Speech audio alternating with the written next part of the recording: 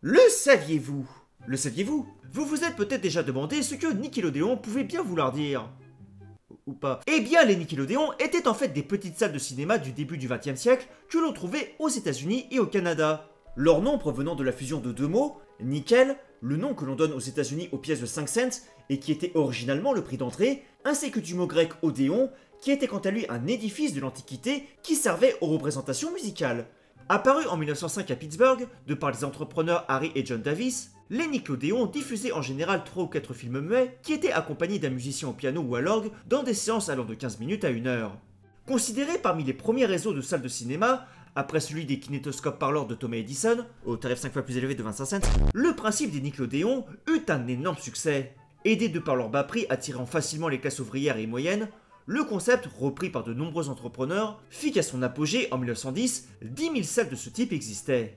Cependant, l'évolution des films vers des formats plus longs, de meilleure production et avec un vrai scénario, diffusés dans des salles de cinéma dites de luxe, parfois appelées les Movie Palace ou Ciné Palace chez nous en France, offrant une expérience premium dirons-nous, plus chère certes mais toujours accessible aux classes moyennes, firent que les Nickelodeon perdirent rapidement en popularité. Avec 2100 salles de cinéma ouvertes aux États-Unis dès 1916, offrant cette qualité plus élevée, l'ère des Nickelodeon s'acheva après une dizaine d'années de popularité, ce pour laisser place à ces salles dites de luxe, offrant des films à plus haut budget en provenance de studios hollywoodiens. Le saviez-vous? Durant la guerre froide, les Américains ont utilisé un lance-roquette à projectile nucléaire. Le M28 ou M29, dit David Crockett, nom donné en l'honneur de l'américain du même nom, développé par l'armée américaine durant la fin des années 50 pour être une arme tactique de terrain, avait été déployé parmi ses troupes pendant près de 10 ans, de 1961 à 71, ce principalement en Allemagne de l'Ouest. Capable de tirer une bombe d'une puissance de 20 tonnes, soit presque le double de la plus puissante bombe non nucléaire américaine actuelle, la Moab, les projectiles étaient censés exploser jusqu'à 2,7 km de son lanceur, ce en pulvérisant tout sur un diamètre de 60 à 120 mètres. Seuls 2 projectiles atomiques de l'arme furent testés, dont un directement avec le lanceur David Crockett, ce en 1962 dans le cadre de manœuvres visant à entraîner les soldats aux conditions du champ de bataille nucléaire. Cependant, et heureusement, l'arme ne fut jamais utilisée dans une vraie bataille. Le saviez-vous? En 1813, lors de la guerre de la 6ème coalition, la Prusse, quelque peu en difficulté financière de par les conflits répétés des guerres napoléoniennes, lança une campagne inédite pour aider son économie.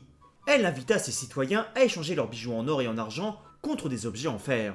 Campagne reprise par la princesse Marianne de Prusse qui lança un appel à toutes les femmes du royaume pour soutenir l'effort de guerre, les encourageant à échanger leurs bijoux et vaisselle en or et en argent contre d'autres bijoux, broches et objets décoratifs comme des assiettes et des vasques en fer, portant les inscriptions « J'ai donné de l'or pour du fer » ou encore « J'ai donné de l'or pour la défense, j'ai pris du fer pour l'honneur », l'opération fut un succès. Rien qu'à Berlin, plus de 160 000 bagues furent ainsi échangées, et les bijoux en fer devinrent rapidement à la mode boosté par le symbole de patriotisme qu'il représentait. Une campagne si efficace qu'elle fut reprise environ un siècle plus tard par l'Allemagne durant la Première Guerre mondiale. Échangeant leurs bijoux en or contre des bagues et broches en fer, certains citoyens furent même décorés à cette occasion par la Croix de fer. Fer qui revint ainsi de nouveau à la mode, ce entre autres par la pression sociale exercée par la campagne, puisque porter des bijoux en fer prouvait que l'on était patriote, au contraire des bijoux en or ou en argent. L'appel plus large toucha cette fois aussi bien les particuliers que les associations, églises et agences gouvernementales, qui se retrouvèrent à faire des dons en argent et en or. À partir de 1916, la Reichsbank se mit à récompenser la remise de bijoux contre une médaille en fer et la remise d'or contre du papier-monnaie, mais celui-ci perdit rapidement de la valeur. Le saviez-vous? En janvier 897, le nouveau pape Étienne VI, alors en poste depuis moins d'1 an, poussé par la très influente famille Spolète, fit exhumer le cadavre de son prédécesseur, mort 8 mois plus tôt, car ce dernier avait fait couronner Arnulf de Carinthie en tant qu'empereur des Romains, ce à la place de Lambert de Spolète, à qui il avait pourtant promis son soutien. Arnulf étant mort et Lambert ayant pris le trône, la vengeance se fit donc sur le défunt ex-pape. Pour le juger, Étienne VI fit ainsi habiller le cadavre de Formose en habits pontificaux et le fit asseoir sur le siège papal. Entouré d'évêques, il lui lança alors des accusations en lui reprochant notamment d'avoir été excommunié durant son vivant et n'avoir jamais été véritablement évêque de Rome. Le cadavre se vit attribué d'un avocat, un diacre, qui répondit aux questions à sa place. Sans grande surprise cependant, le mort, ne pouvant répondre lui-même aux accusations, perdit son procès dont l'issue avait déjà été réglée. Le cadavre fut ainsi dépouillé de ses insignes, mutilé en lui coupant les 3 doigts de sa main droite qu'il utilisait pour bénir, puis jeté dans le Tibre. Les clercs ordonnés du vivant de Formose furent quant à eux contraints par Étienne VI de se retirer. Un événement appelé le Concile cadavérique, qui ne fut pas spécialement bien accueilli par une partie de la population de Rome, qui avait en estime le défunt pape. Ses partisans se regroupèrent ainsi dans ce que l'on appela les Formosiens et déclenchèrent des émeutes au travers de la ville. Étienne VI, incapable de gérer la situation, fut déposé, mis en prison et finit étranglé dans sa cellule. Le saviez-vous? Le Bob Sample Tank était un char léger néo-zélandais conçu à partir de tracteurs avec un blindage fait de tôle ondulée. Conçu sans le moindre plan par le ministre des Travaux, Bob Sample, en 1941, dont le but de fournir quelque chose à l'armée pour se défendre face à la crainte d'une invasion japonaise imminente, les Alliés ne pouvant alors prêter main forte au pays, 3 exemplaires en tout et pour tout furent construits et remis à l'armée, dont 2 qui virent leur tourelle retirée car aucun canon au bon calibre n'était disponible. Mis en service pour la défense des plages, ils ne furent jamais utilisés au combat.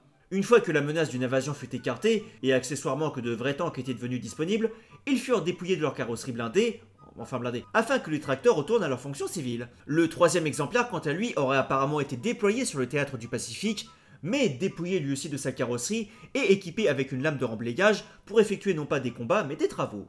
Le saviez-vous? Le Grasshopper, ou sauterelle en français, était un concept de char léger, cette fois-ci australien, qui vit le jour en 1944, avec l'idée d'allier à la fois tanks et hélicoptères dans un seul véhicule qui aurait été capable non pas de voler, mais de faire de grands bonds afin de survoler les obstacles tout en larguant des bombes sur ses ennemis. Concept proposé par Bill Hope Murray, qui deviendra par ailleurs architecte des bâtiments publics après la guerre, celui-ci ne dépassa jamais le stade du papier au vu de ses nombreux problèmes, comme le fait que l'engin était trop lourd, trop grand, trop lent, et enfin trop vulnérable, en particulier à lui-même. Basé sur les roues et chenilles du char léger Valentine pour son déplacement terrestre, il aurait en effet été probablement bloqué sur place de par son propre poids avec ce système de déplacement lors d'une traversée de terrain accidenté.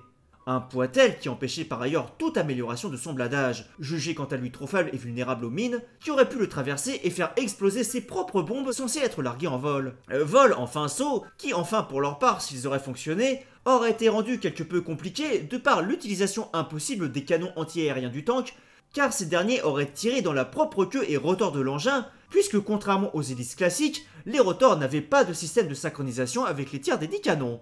Le saviez-vous? En 1658, pendant la guerre du Nord opposant la Suède et le Danemark, le roi suédois Charles X Gustave, pariant sur le froid exceptionnel qui régnait, mena l'une des marches les plus risquées et audacieuses de l'histoire militaire, la marche des Beltes.